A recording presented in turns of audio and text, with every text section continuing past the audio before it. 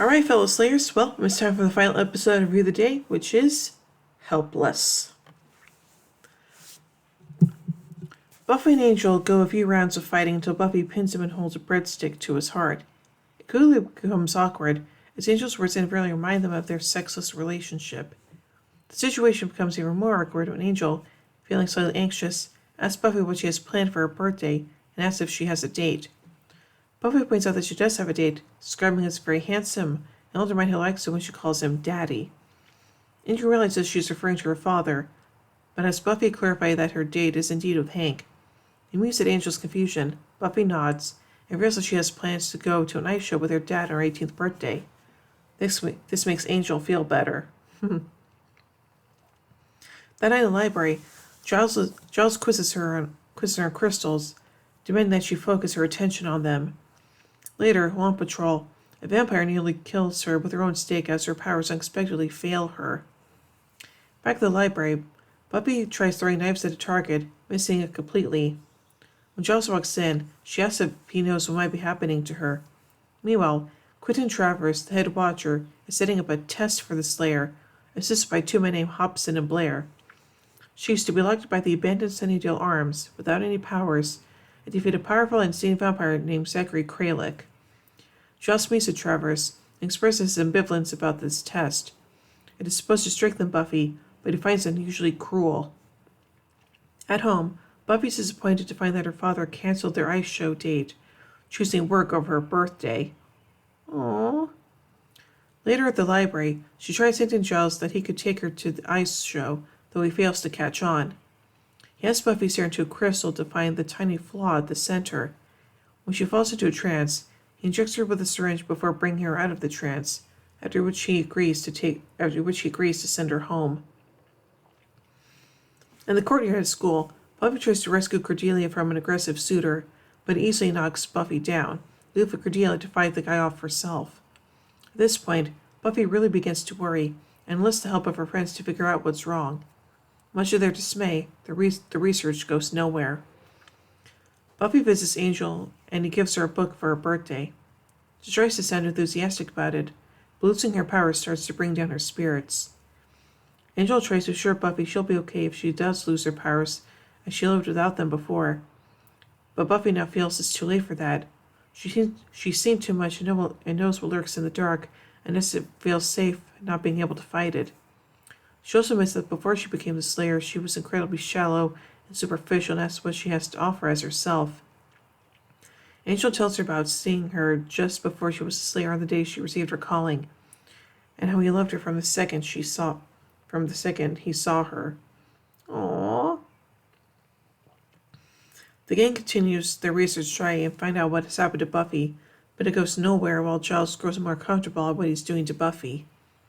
At the Sunnydale Arms, where Kralik is being held, the vampire manages to rip the seams off his straitjacket. When Blair is getting his pills and water, Kralik kills him and turns him into a vampire. When Blair wakes up, he frees Kralik.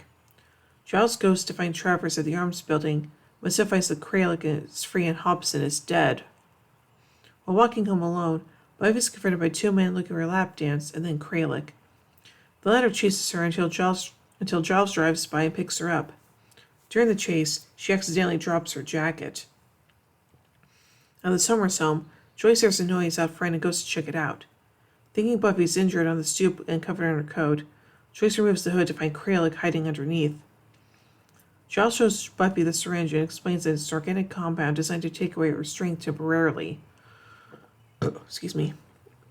He mentions he's injecting her with it for the Tendo di Cruciamentum, a test every Slayer must go through when/if they reach their 18th birthday.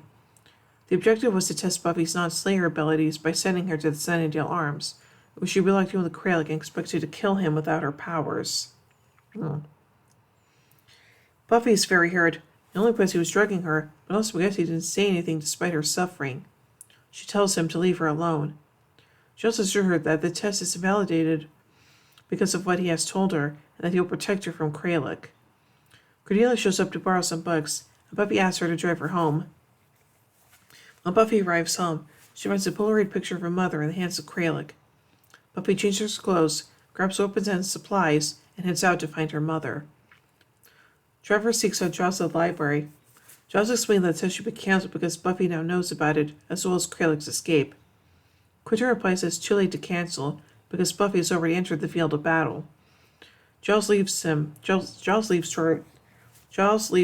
the arms building, hoping to help Buffy. Ascending to arms, Krallick chases her until his need for his antipsychotic pills becomes unbearable. Buffy steals them away and slides on a laundry chute, where she finds Joyce tied up. Krallick breaks through the door, looking for his pills and water. After he swallows the pills, he's surprised to find out that Buffy tricked him into drinking holy water, which dusts him. Hold on a minute. Sorry about that.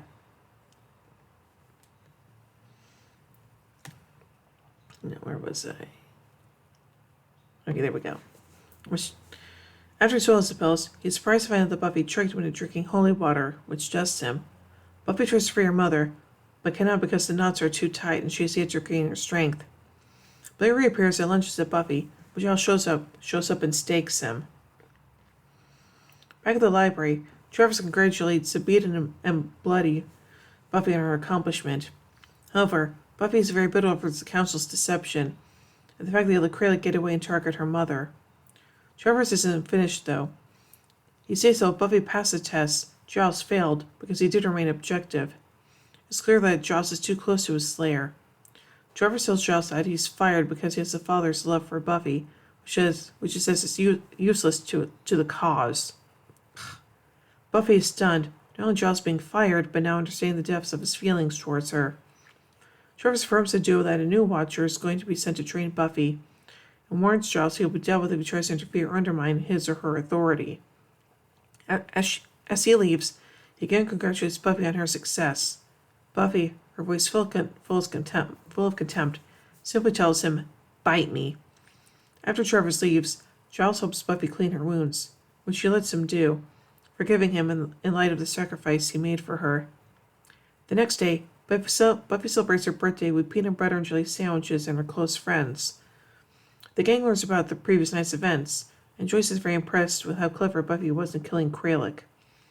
Willow was in shock that Giles was fired, and Buffy reassures her that Giles will be around. After all, he still has his job as a librarian. When Buffy, minus her strength, can't open the peanut butter jar, Xander delightfully offers to help, but is also unable to open it. He asks Willow to give him a hand with it. Oh, Xander. Alright. So let's take a look at some continuity surrounding this episode. This is the first time a vampire nearly kills Buffy with her own stake. The second instance is in Fool for Love, when she is actually stabbed. Buffy will talk about Amy's transformation into a rat, an event that happened in the previous episode, Gingerbread. Excuse me. Angel finally admits to Buffy that he was there when she first became the Slayer and that he fell in love with her at first sight.